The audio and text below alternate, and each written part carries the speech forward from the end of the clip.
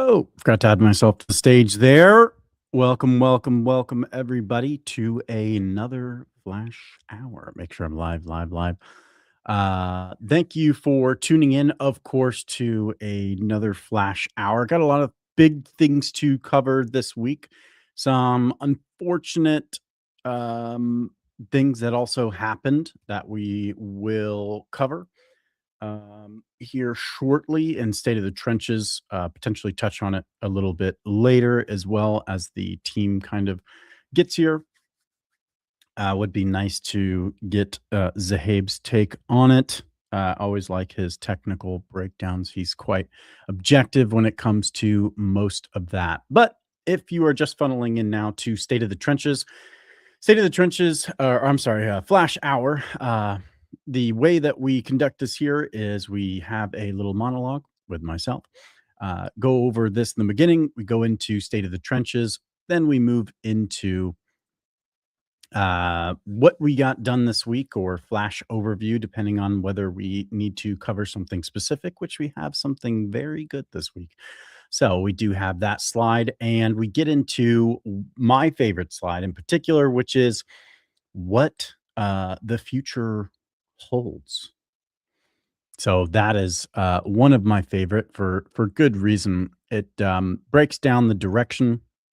What we got done this week is kind of like obviously super important for our Flash Hour, but uh open chat. Oh, it's kind of this is cool. This is new for StreamYard. Oh, there we go. Nice. Anas is here. But yes, the cool part about what is coming down the line is you kind of get our mental model, our roadmap, what we're thinking, and how we're thinking through this, which is why Flash Hour is so important. It also kind of through every week, something cool that I really like is it keeps us accountable, and as well as we're able to look back on exactly what we said on Flash Hour and then what we achieved, right? Because that's a big milestone as to like what we're saying as to what we're delivering. So welcome to Flash Hour. Grab a coffee, grab a drink, and we hope you enjoy the remainder of Flash Hour, or this is the beginning, so hopefully you enjoy all of it. But Anas is here and Zahab just got here. Let's go. GM, everyone. GM. Yeah, I think I was not on the last call, so Oh yeah, that's right. good to be back now. Yeah, glad you're back. The flow always is super weird when you're not here because I don't know why. I always have that like intermittent pause, like I'm waiting for you to respond, and then I'm like, oh yeah, he's not here. You can see it in last week's Flash Hour where I was like trying to like bounce, and I'm like, wait a minute. But yeah, when you're not here, it disrupts the flow. All right, let's get into State of the Trenches. This is for me at least, not a particular great week. I never love to see any of this, but there are some good things that did happen, regardless of, all of us know some of the bad. But NASDAQ-level execution on chain, Titan Exchange DART. I was prompted to include the DART section. Yes. It seems they have launched a new routing logic, which basically makes sure at the time of execution, you get the price exactly as at the time of execution, because there is some delay between you pressing the click and then the execution happening. And things can change between that, because to be honest, every millisecond counts when you are trading. Oh my God. If you can close that gap, it makes the execution superior than anywhere else. And that's what everyone is doing, to be honest, to make sure we close that gap between you pressing the click and then the trade happening. So I think they have improved their routing logic, and we are yet to test it. I think it's just launched. It's just about an hour since the announcement went out. So we will be testing it out, and I'm sure we'll see something interesting, because we need more improvement in this direction with with so many places to trade coming up and the prop AMMs, there is some things that people might be missing. So let's see if Dart fulfills on that promise. Yeah, that's on the prop AMM front too. I know there's a lot to be said, about that. Some shenaniganery going on. Let's see. The one thing I just wanted to include, just because I thought it was super interesting, is the I guess I don't know if they call it Icon Shop or Icon Shop, not sure, however they pronounce it. This is just the. It's really cool to see the innovation in the space moving into even kind of like consumer products and stuff like that. I never would have. I mean, I kind of always thought blockchain would be revolutionary for consumer products, but it's interesting to see that such a massive distribution channel like Shopify. This is just a literal plugin, and it gives you all of the Web3 capabilities through purchase to inventory tracking. It was just a really good call out. I thought, okay, this team really sees the vision, and they're aligning with something blockchain and specifically can solve. So that is really cool. I like that a lot. Frontier Hackathon begins today. I don't know if they're doing anything special for it. Did you hear anything? I guess Probably there might be some prize money. It's sponsored by Colosseum, if I'm not wrong. Yep, it's a Coliseum. There should be a prize amount, should be around $1 million or something like that. So I am not sure about it. So if you are building in the Frontier Hackathon, we have yes this week, by the way, going out everything you need. We have MCP. I don't know, not too much CLI for this, but interesting add-on there. But then we also have so everything is there for you to build on top of Flash if you have an interesting use case that you want to bring forward into the hackathon. And we will be rolling out specifically videos this week to basically just go over the capabilities of each one of these things so that you can kind of get some ideas around what you can build on top of Flash. So that's pretty cool. And of course, we have our SDK. So that's always there, has been there. But we wanted to bring the agentic world some more capabilities when it comes to Flash Trade. Sorry, looks like Anas is having some connectivity issues, so that will continue. Cool. I just wanted to check on our live. We're good. Interactive brokers enable sole trading for eligible European investors alongside traditional assets. So this is kind of, I skipped over the heavy part, by the way. This is kind of lending into blockchain going mainstream, Solana being adopted. These are all super important to. Oh, you're back. Awesome. Super important to the future of blockchain. For sure. No worries. Sure. Yep. The hard part. Yeah, the hard part. The hard part, sadly, overall, I think most of the information that needs to be gone is out. A very sophisticated attack. To be honest, and to be really frank, it's really hard for any team to build a very secure layer around this sort of things. What best you can do is basically have devices that are for anything that you do and devices that are just dedicated to development and nothing hops between these two devices. And I think that is the crux of how this hack happened, where if you read the article, the issue was someone from the North Korean side were able to come up as a legit team who wants to build on Drift, and they pledged some money to deposit, and then they asked the developers to check out their repositories, or even the demo app that they built on Drift. And as uh, on the business development side, I'm sure, Max, even you would have done that. Like, imagine if someone would have built an app on Flash and they shared a testing link. I'm sure you would have opened it. And the distinction here is like there should be people who are on the lower side, and even if they get hijacked, it shouldn't be a problem. But it still gets to you. Like, if you get hijacked, then if you share another link with one of the core team developers, then the organization is basically done.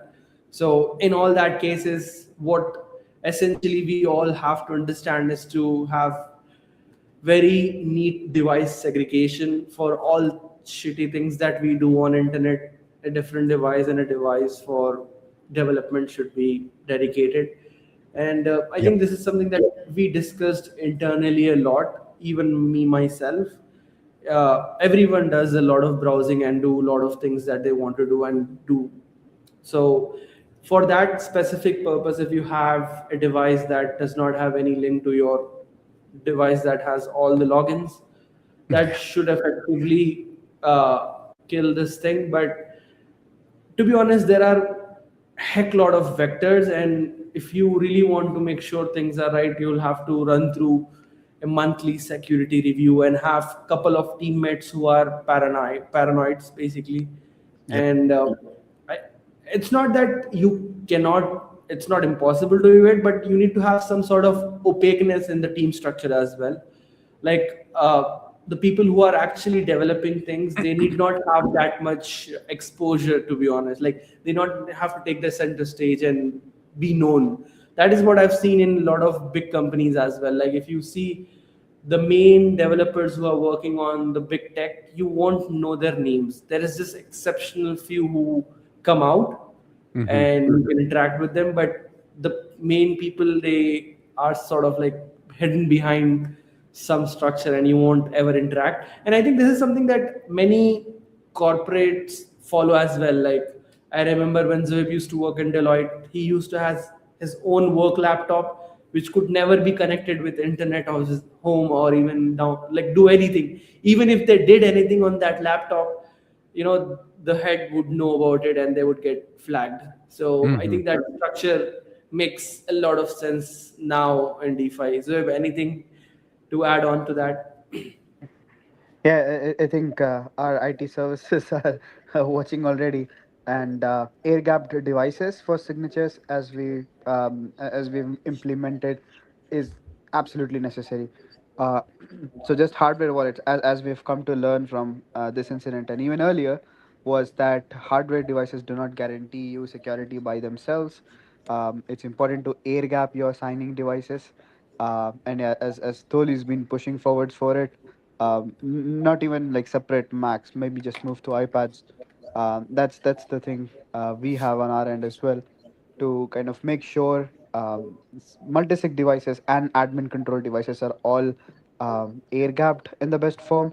And I think Yeah. that's where we should be also discussing about and how program native multisigs also play a good role, especially for admin instructions. Most of the programs on Solana have singleton admin wallets, which is a big point of contention. A lot of teams, like as we have got some dashboards out there which track multisig program upgrade authorities, but that's not sufficient. I think the attack here was not just about a program upgrade. Otherwise, it could have been a drainer program at the end. But it wasn't. It was a legit upgrade. Program was not like Hacked. the program code itself wasn't really yeah, breached or hacked or kind of put out for a malicious version, but Yeah. an admin takeover was executed via multisig again. So Hmm. program native multisig is as what we have on our program, kind of prevent that cases where you have multiple authentication right on the program, not on squads or some external service, which kind of authenticate all admin flows. And that's just like two layers of protection now, apart from all of the other OPSEC best practices that we've discussed Yeah. and implemented. So I think putting it all together is what kind of brings us back to into confidence on the setup, and even with Magic Blocks, because Magic Blocks is not a native integration or a native Solana runtime. We had to make sure all of the things are secure. Program native multisig work fine on base chain, on the ER, and everywhere. I think this So is we've where made sure. the yeah magic block things shine because it's basically Solana itself.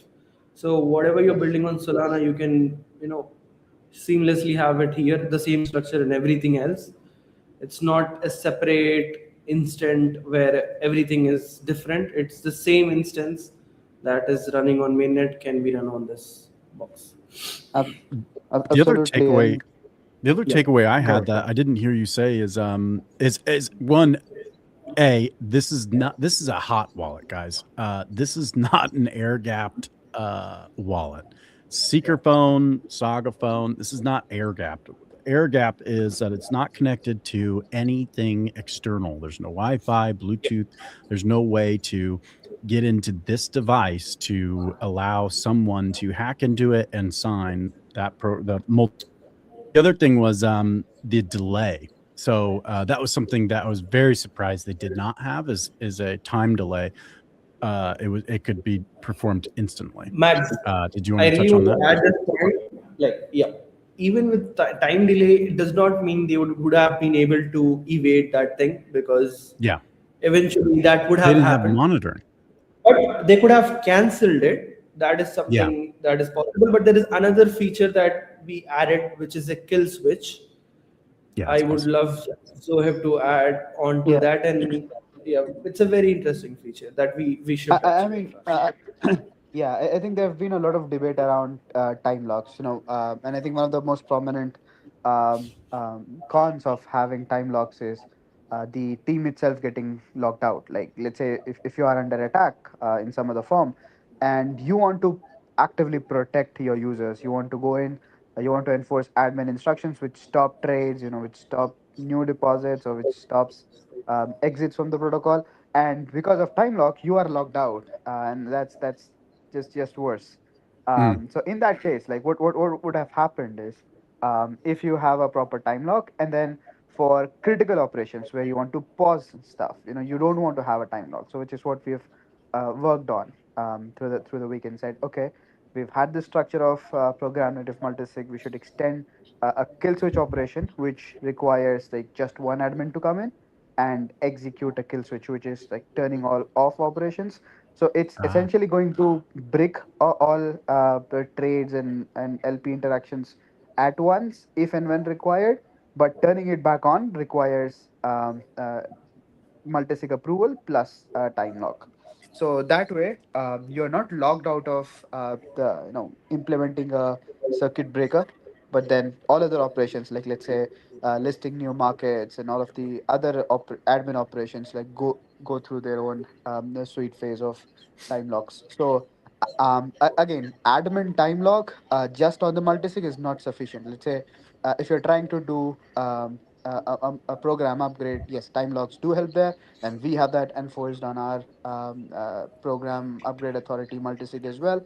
But on the admin end, not everything should have a time lock, which is where we kind of have these path dependent time lock differentiators, which allow admins to come in and act swiftly when there's a case of a breach and you want to stop all operations, but to turn them back on or have new configs updated, new markets listed, you do take the full flow of authorizing multisig and agreeing with the time lock.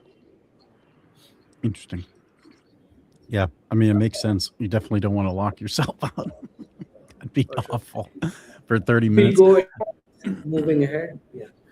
Yeah. The SUI is now live on Solana. So not obviously SUI the chain, just SUI the token, thanks to Sunrise. So potentially something there. Wink, wink, nudge, nudge to a NOS. Solana Foundation released Solana Agent Kit. So AI agents can interact with the network. It's super interesting. The skills file, that's something I've always kind of pushed for here. We actually do have a PR open on the Solana Foundation's repo. So if anybody from the team's watching, just saying, The skills file's ready to go. It will be in our docs here shortly. Matter of fact, I just need to hit publish. So you can grab that for yourself to operate anything on Flash, whether it comes from development or even just to trading. All of it will be available with the full prompts for your AI agent, whether you're using Claude or something else. Magic Block shipped its private payment API for confidential SPL transfers.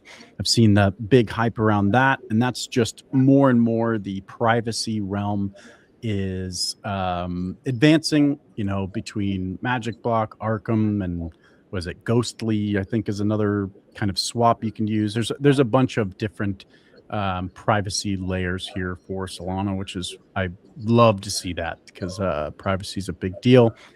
Stable Tweets, literally did not know who they were, looked into it. Issued the first ever blockchain native US mortgage via Solana. So that's interesting. We're even getting, this was kind of something that was speculated on a long time ago, that contracts and things like that would be on the chain so that they're immutable, and can always be referenced back, as for the chain of custody.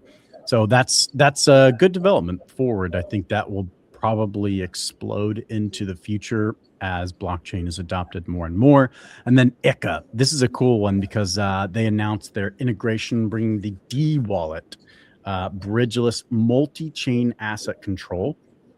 If you're interested in listening to this over the weekend, I re-listened to Marty Party's space with ICA. And this is a super interesting wallet design. I guess it's using the MPC network in a way that allows for essentially on one chain, it gets locked up and it is released on another chain, something along those lines to keep it extremely high level and simple. But this is cross-chain execution that is just absolutely seamless. So pretty cool. I think we'll see a lot more from that team since they are, especially ICA, are extremely cracked when it comes to all things cryptography. All right. So one of the biggest announcements that we had, which was super cool, Anas cooked up along with Sarthik for that beautiful visual that you see, is the chat to trade is live. So you can now talk to your agent, your trading agent here, and open trades, close trades, set up your own strategy. Yep. Anas, did you want anything to add to that? Yep. I think the most interesting part here is if you wanted to add different levels of stop losses or take profits and even get interesting suggestions, because if you see the carousel that automatically revolves, it's intelligent enough to find the things that are moving, and depending on the balance that you have in your wallet, it will suggest you the amount that you can open to trade that asset. And even now, if you Max, if you can log in and show it, it will basically, according to your wallet balance, suggest you trades in the carousel. And then even if you have open trades, then there are suggestions according to your trades that are open if you want to manage them. And then sometimes you have different ideas where you want to add stop loss that would is away from the price, X amount of away from price, or if you don't want to lose this much amount of money, you can always prompt that rather than calculating by yourself. And then it's something that is very neat implementation and very easy to use overall. Yeah, it's super easy to use. The big thing here with the chat to trade is that, let's say you have some sort of strategy, maybe an AI did it, maybe you're doing it yourself. These days, I feel like everybody's doing the AI strategy, but so watch out for that. Actually, it's actually kind of dangerous. If all the flock are going in one direction, you might get caught up in the opposite side of the trade. But yes, it just gives you an easy view. Like, imagine if you want to say, if you opened a position and you want to add a take profit which is at X amount, instead of using things, you can just do it right away through the chat, which is like the human interface and makes things easier for you. Yeah, and it's instant too, which is super cool. So like my balance, price BTC. I don't have my big wallet on here, otherwise that'd be a little OPSEC. But I don't have any significant capital in this one. But the cool part is that it will actually suggest trades right here. According You to can also your balance.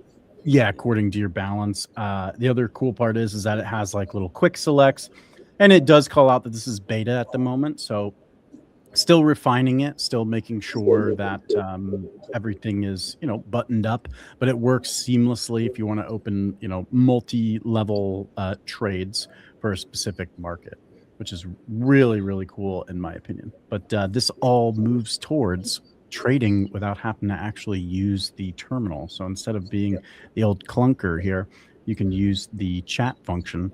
And then who was it that brought up? Was it Rashid or was it Rahan?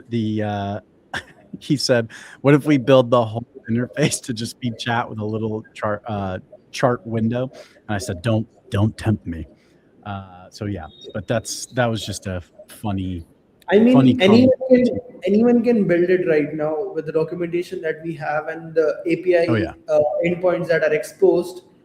Basically, anyone who wants to build anything on Flash, it's open. We have the MCP, we have the API, we have the SDK. So it all depends on your imagination now. Whatever you want to build with Flash. yeah, and keep in mind too, if you're building with the MCP, you obviously take the repo, expand on the prompts that are already there, because those prompts are kind of but for me, when I set it up, I left it generic on purpose so that if somebody is developing with it, they can take that repo and they can obviously expand on the prompts that are prior to the model actually executing. So potentially that could produce better outcomes for you if you wanted to mess with that a little bit there.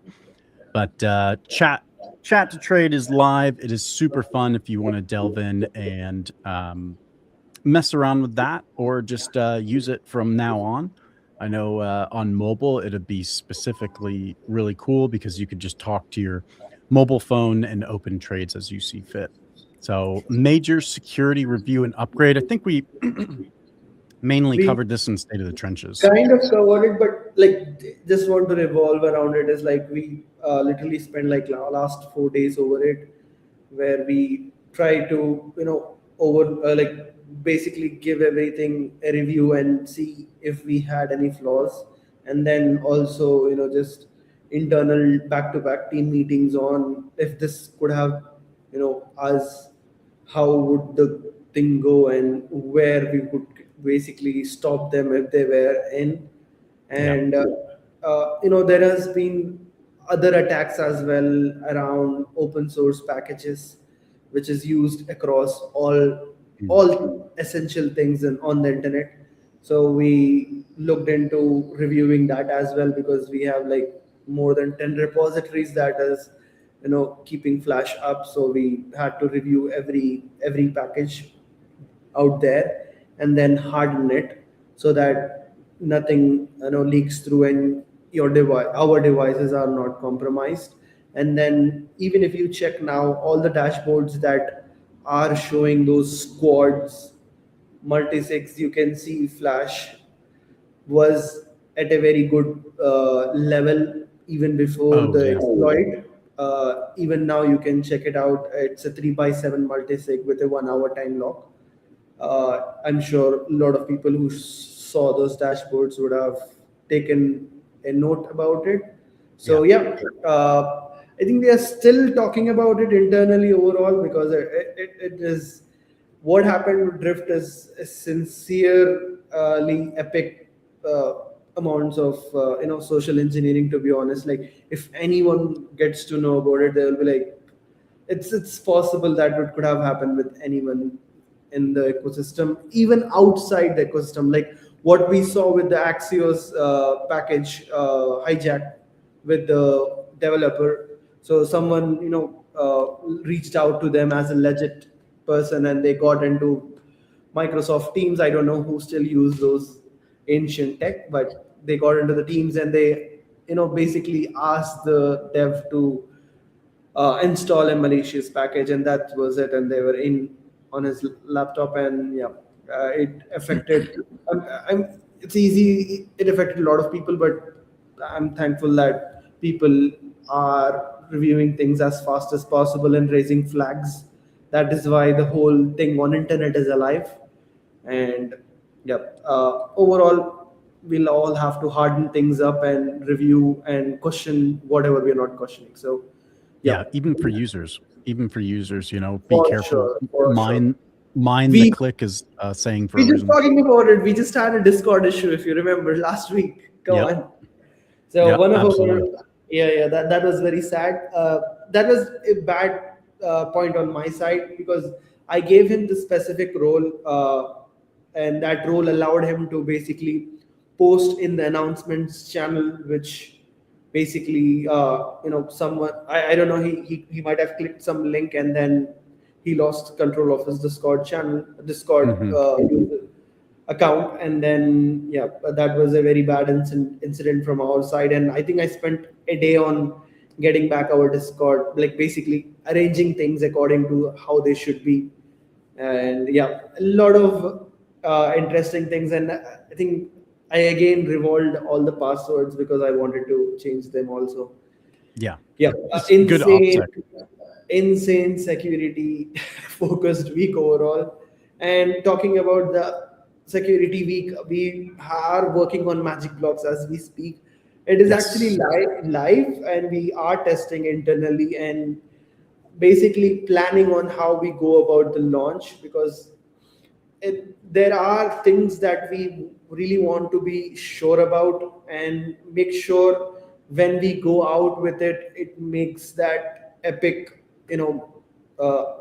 like sense. Like it should not be a step improvement, is what we are trying to do.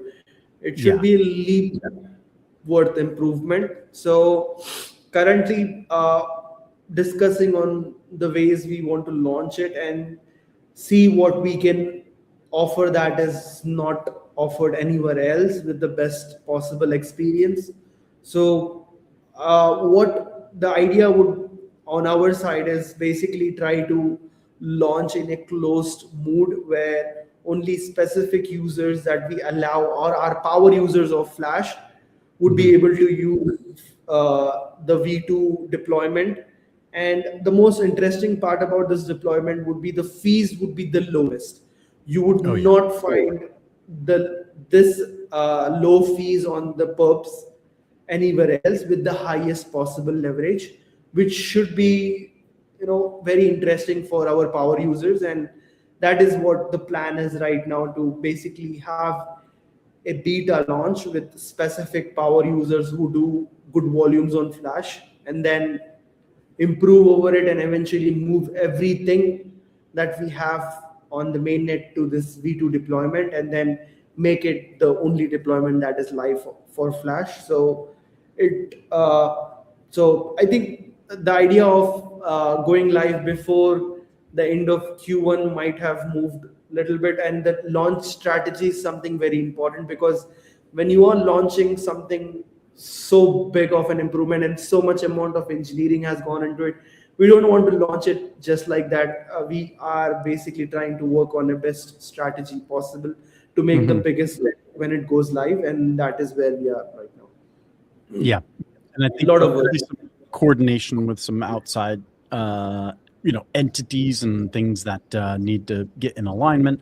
But yeah, the V2, which would be the Magic Block integration, is going to be an epic launch.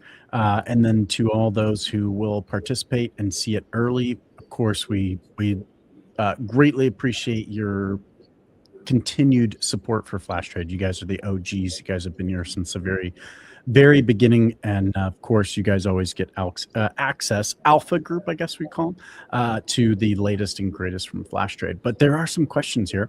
So Solar, he was saying, give us more liquidity for crude oil, please. Yeah, crude oil Exactly. is Talking acting about like a that, meme coin. for sure. Talking about that, the fourth point is exactly an answer to this. Hmm. If you remember, it's almost like 3 months since Flu is live.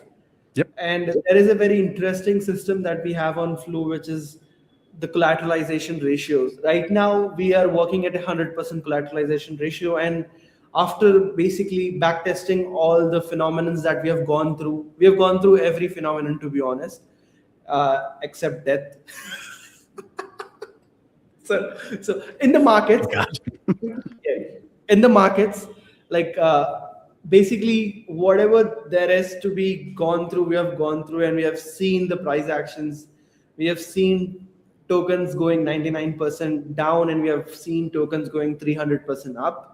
So we've gone through basically simulating all those scenarios, and that is where the flume mechanisms shines, and we will be basically reducing the collateralization ratio, which will unlock more open interest on Flash. So with the same amount of liquidity that we have on Flash trade, you would be able to trade with more collateral, because you would be able to use basically more OI that we have. Right now, it's just sticking to 1:1, but eventually you can open up to 1:1, 0.7 or 0.5, which is basically essentially doubling the liquidity that we have without getting any negative exposure to LPs. That is where we have been working a lot and simulating a lot, to be honest, so that there is no bad experience on the LP side, while we can unlock more trading OI and volume on the trading side, which will eventually increase the performance and payouts for the people who are providing liquidity, and eventually the revenue for Flash Trade. So I think this week we will be reducing the collateralization ratio, which will open up more open interest, and then would answer the question that was raised. Yeah. Yeah, the big thing here, just to recap on all three points. We were just talking about the security point. That was an extremely isolated incident. It was an ancillary kind of like sub-employee. Unfortunately, their Discord got hacked. So that was not an issue. None of the internal team was touched. We just noticed that there were some unfortunate posts. So we obviously got rid of those and then hardened security and made sure that was dealt with within the hour. So it was pretty quick as soon as we realized it. Within 30 minutes. And it was in 30 minutes, so it was very quick. I was sleeping. It was 5 in the morning. Zoe called me, and I remember you called me. Yeah. I called you back. Yeah. So first I thought was why my Mac exploited or something like that, but yeah. Yeah, so, it was a quick turnaround. We dealt with it super fast. So just to elaborate on that, was nothing internal or anything. And then Magic Block, obviously that will be the V2 rollout. So we're going to have tons of stuff that will be marketed, or from the marketing team, that will be rolled out in conjunction with potentially other teams as well that will help us amplify that. And then Flu Market, that's something just to elaborate a little bit more so that people understand. We have all these internal figures that we roll things out in safety.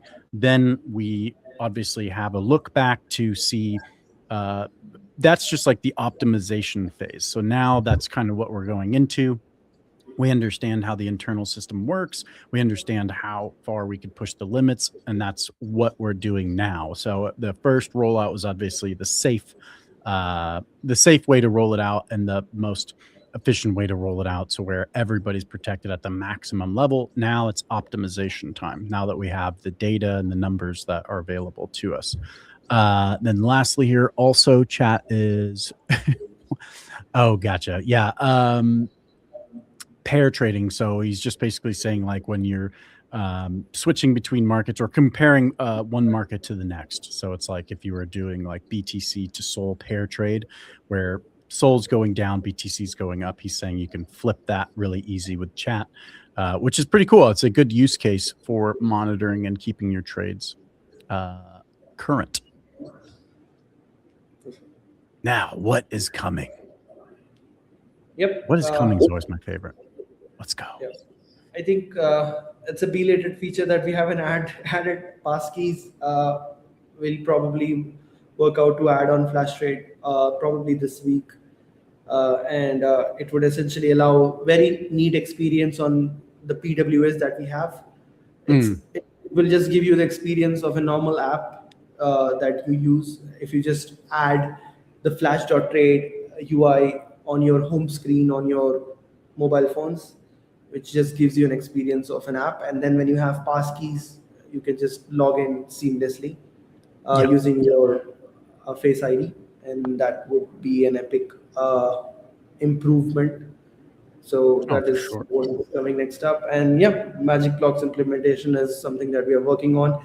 There is actually a lot of things in that direction that there are like a lot of people might be missing. It's like, first of all, one important thing that people have to know is like there wouldn't be any gas fees. There you can trade with no fees on this implementation. Second up, we are using session keys, which basically allows trading with no confirmation, irrespective of whichever wallet you are logging in. You would be able to create a session key for that and then trade seamlessly in one tap as you trade on like majority of exchanges. Yep. Centralized exchanges, to be honest. And another point is like the fastest. It would be basically faster than you blink your eye. Recently, I don't know, a lot of Panda shared a screenshot of the testing of Magic Blocks in Discord, and a lot of people can see how fast the implementation is. And this basically allows us to offer higher leverage and lowest possible fees in the ecosystem. Because when things are working at a very high fast pace, there is essentially no way to front run anything as we see what is happening on mainnet. And that is what is basically pausing the perps era or the exchange era of Solana, the speed that we have. And a lot of people are saying to make things much more cheaper or make the program implementation much more cheaper. But I don't think it is like one short answer, because there would be like, imagine if tomorrow the traffic increase, like more people start using Solana, then you'll have problems submitting your transaction, because then you'll start have to paying higher priority fees just to get your normal trade included. And that's where everyone has an issue. And that is what this implementation removes, that you don't have to pay anything to use the exchange. So, and there is no subsidization or gas sponsorship happening, because some exchanges, they do this thing, which actually end up as a bottom line payment for them. And for that, they try to increase the fees of the exchange on the exchange. So that is a negative effect of having transaction fees. So yeah, it makes sense. The real-time trading is like the faster you can execute actually on chain is the faster you because of the fact that it's 400 milliseconds. Obviously, there's going to be that slight bit of latency to where it actually lands on chain, which is like the actual price execution. So there's going to be like quote unquote slippage, I suppose. So with Magic Blocks, what you're saying is that now, because of the speed of it, now we have even lower slippage. I mean, like, what would be traditionally understood as slippage, because of the fact that we can execute so instantly with Magic Blocks. Is that what you're saying? Yes. Gotcha. Next up is the funding mechanism, which is basically we moved it back. It should have been before Magic Blocks, but given the condition of the market and the demand of trading, we moved it behind Magic Blocks implementation and prioritized the Magic Blocks implementation before the funding mechanism. So that is something is also coming, which would allow us to have a very interesting way of balancing open interest on flash trade. But right now, our priority has been getting out with the V2, which is Magic Blocks implementation, and then followed by funding mechanism. And yeah, I think. And some of this stuff has to stay fluid. The security thing really pushed us back I mean, I'm just being honest. The security thing, pushed us back a little bit because we had to immediately stop, focus, reevaluate, then move right back into magic blocks. But I know Zahib has a few things to say on it, but the funding mechanism was blocked for specific reasons as well. That just it made it make sense to pause it until after magic blocks. I know he explained it before. If you wanted, Zahib, if you're there, if you wanted to explain it again, that'd be awesome. I mean, Uh, for my knowledge as well. Oh yeah, for sure. I think one of the things with Magic Blocks has been optimizing the UX, session handling, which kind of it's not just about being gasless now. It's about also kind of eliminating the need to sign transactions, which I think is the most essential part of improving the UX. It doesn't matter what devices you trade from, or if you're trying to build a bot. All of those cases need to be covered. And I think the last part of UX being streamlined without compromising on security, that's where we are. And with Magic Block as well, like being ER and like carrying forward the executable state from the base chain, we've made sure we don't have any sort of attack vectors on our end, and then also commissioning the validator to be resilient to all of the network updates that are going around with Solana 4.0 on the horizon. We are kind of logged in with the Magic Block team to kind of make sure we don't have any surprises as we go live. Yeah, which is pretty awesome. The funding mechanism is super cool. It's just a super cool concept in my head. If I try to take it and then simplify it, it's a no brainer. More real world assets. How does Magic Block integration introduce or create an environment to where we can do that? We can introduce this massive amount of RWAs, For sure. as they Yeah. say. Yeah. So you wanna Like go? Yeah, for sure. Like number one thing is just runtime limits. We've done scaling tests and things just look good. And I think what people would have seen with the recent private payments API thing with Magic Block is the experience. I don't know if anyone's got a chance to look it out, but that's the kind of UX you can effortlessly kind of integrate. You don't have to you don't have to spend compute and kind of bound by the runtime limits for all of your interactions. You can go above and beyond. And that's where most of the things matter. Like you can't have a transaction with more than essentially a few, like 50 to 60 accounts as such right now, given ALDs and all of the other structures work out.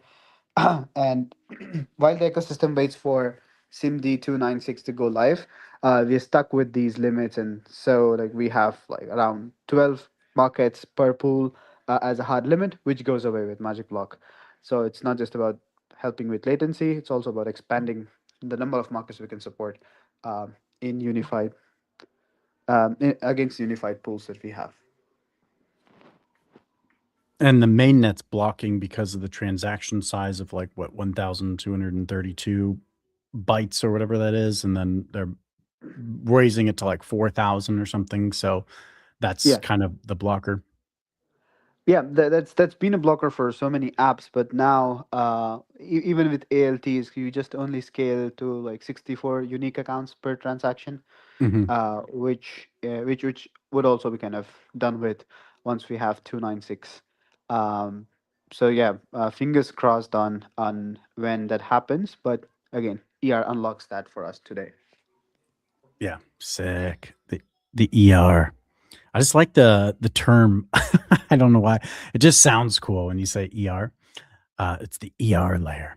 All right. Well, that does end it for Flash Hour, as we do have a team meeting coming up. Look forward to a few different things that will be coming out. I'll cover them in just a second. I'll let the gentlemen say their last words. Anas, did you have anything else to say? Not much overall. It's we're reviewing things and making sure stuff is very secure, and basically having active conversation on how or where we can improve things. And yeah, Yeah. I would Yeah. say stay safe, and just if you don't feel safe, you can always say this term where a derogatory term where you can just call out uh, calling out the dictator of North Korea, Kim Jong Un. He's evil, and you might see them going away. It's like a prayer. Yeah. Yeah. Seriously. That's yes. Especially what is it? Deep. You're the one who sent it to me. It was a DP something that whatever their Yeah. attack group is. It's like they're crypto attack dogs. They have been the single ire of crypto. I mean, honestly, not just Solana. Ethereum, Bitcoin, across the board. Across all kinds of different blockchains. But yeah, praying that they are dealt with is definitely an understatement. They are not a great addition to the community, say the least. All right. Other than that, we'll bid you adieu and see you on next Flash Hour, sir. All right. Well, obviously, security is the most important. Your individual security is the most important. Make sure that you're taking steps that are necessary to. Oh, what the? Hey, get that off my shirt. My dogs. The you're taking steps to secure your capital. I mean, you are your own bank, but that also means you are your own security. This comes down to social engineering, to the hardware you use, to the uh, OPSEC that you have, your personal OPSEC, when it comes to isolating different environments. Maybe you have the opportunity to have two computers. Maybe you have the opportunity to have multiple wallets, hardware wallet, hot wallet, something like a secret device. All these things should be considered, and you should take it very, very seriously. I know here at Flash Trade, we are constantly reviewing our security procedures, how things, and then doing basically like pen testing from the team perspective to make sure that these things can be mitigated in the worst case scenario. So Flash Trade is on it. There is no concern there. As you could see from, I think it was, I can't remember his name. There was a developer out here, or not developer, I mean, YouTube influencer, I guess. I think it's something Shoe. Dang it. I'm such a jerk. I should totally remember this. But he's the one who actually released that dashboard. I was trying to find it here quickly. Gumshoe. So I apologize. Gumshoe is his name. So I apologize. Forgot the name for just a second. But he does have a dashboard that kind of elaborates on this multi-sig thing. So it shows in real time what each project has. And you can see ours is a 3x7. But there's also a lot of other things, not just the multi-sig is important. There's a lot of other things that are also very important when it comes to that. Your Discord hygiene, your Telegram hygiene, and those things. And mind the click. But this will do it for this Flash Hour. We hope you are using the chat to trade. Try it out. See how we can improve. It is in the beta stage, so we're looking for all feedback. If you have feedback, join our Discord community. I call this out every single call. The Discord is hustle and bustle. Obviously, if you're staked with your FAF and you're not there, you have your own kind of isolated environment for all the FAF stakers. So we know who is, real FAF staker, and then they're kind of like our biggest, supporters. So obviously you guys get to know everything first. And then there's, some other channels out there for like whales and alpha testers, people who we know for sure have been around for a very long time. And those are kind of like our OGs. They're the ones who had the Beast NFTs and have participated in a lot. Matter of fact, I was actually one of them, funny enough, before I joined the team. So get involved. The more you get involved, the deeper you go, and the more you can help out with Flash Trade, with proposals to discussions that we have around features and all kinds of things of that nature. It really just embeds yourself more into the community and allows for your voice to be heard on in the Discord group. And of course, the Alpha team be looking at you guys to help us with the magic block implementation. So look forward to that coming soon. And then lastly, guys, if you don't mind, if you've lasted all the way to the end, which we absolutely appreciate, leave a like, comment, and share, of course, across socials. Do all the social stuff. If you're on YouTube, our YouTube community is growing. Please, leave a comment. Of course, smash the like button, as everyone says, or caress the like button, however you want to do it. But we appreciate that community growing, as well as some people do love attending or tuning in through YouTube, or they watch it later. But other than that, as always, traders, I'll see you in the markets.